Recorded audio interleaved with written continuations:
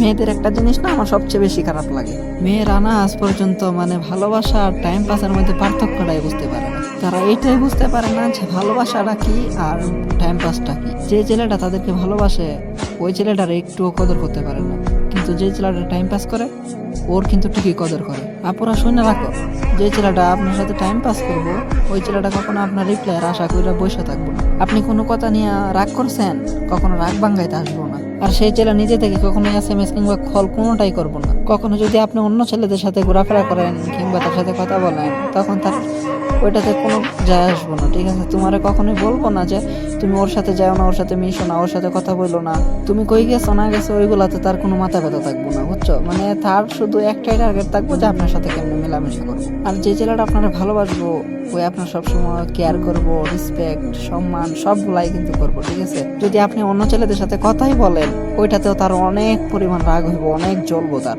মানে সে এইগুলো মাইনা নিতে পারবো না এক কথায়। আর ওরে কিন্তু আপনার বইলা দিতে হবে না, ওরে জোর করতে হবে না, ও কিন্তু নিজে থেকে আপনার SMS দিতে থাকবো, কল দিতে থাকবো। আপনি যতক্ষণ বিরক্ত না হবেন, বিরক্ত হইলেও আপনার SMS করবো। আর সে সারাক্ষণ ওয়েট করে বসে থাকবো, আপনি কখন একটা SMS দিবেন, একটা কল দিবেন তাহলে ওই আশাটাই সারাক্ষণই সে বসে থাকবো। যে আপনারা ভালোবাসবো সবসময় একটা কথাই বলবো যে তুমি ওর সাথে কথা বলো না, এর সাথে কথা বলো না। এমনকি আপনার যদি কোনো বেস্ট ফ্রেন্ডের কাছে ছেলে বেস্ট ফ্রেন্ড, তারপরেও সে না করে দিবে যে তুমি তার সাথে কথা বলো, কারণ সে যেহেতু ছেলে অবশ্যই বুঝতে পারে যে একটা ছেলে কি চাই। তো তার জন্য সবার থেকে দূরে থাকতে বলে। যদি আপনারা কেউ ভালোবাসে তাহলে তার কদর করেন, ঠিক আছে?